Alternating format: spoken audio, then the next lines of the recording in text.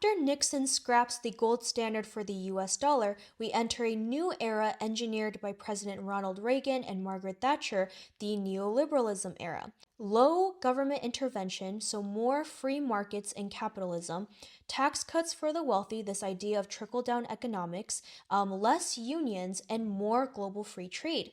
And why this is so important, guys, is to understand is that the US designed the current global trading system, that same trading system that Trump is claiming is hurting Americans, and it does. But it was made and designed by Americans. So, what happened in the neoliberalism era is that we see an explosion of global free trade. We have the World Trade Organization, and then in 2001, China joins the World Trade Organization. And from here, we experience what is known as the China shock, according to these three famous economists. And the China shock is that these economists argued that since China entered the world stage and was able to benefit from the free trade, it directly resulted in a loss of 2 to 2.4 million US jobs, particularly in US manufacturing. And so we see here for the past few decades, US manufacturing jobs have significantly declined, while Chinese and other countries such as Vietnam and India, their manufacturing power has exponentially increased.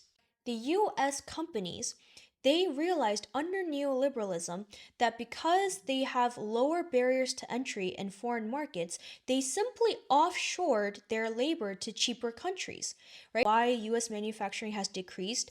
Please note that it was American companies that chose to do this, right? No one forced us to outsource our labor to cheaper countries, right? The ultra wealthy elites who own the means of production in the US, they chose of their own volition to essentially gut their own fellow countrymen, right? These American manufacturers and blue collar workers, and move them to cheaper countries, all for company profit, right? Because when the cost of labor is much cheaper and you're able to increase the price that you sell it to consumers, mainly the US consumers, because the US dollar is so strong, then you have this margin called company profit, and it goes back to who?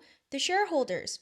And so this is really like a culmination of corporate greed, the ultra wealthy elites, and this increasing divide in wealth inequality mixed in with countries such as China benefiting from the world trade system that the US designed.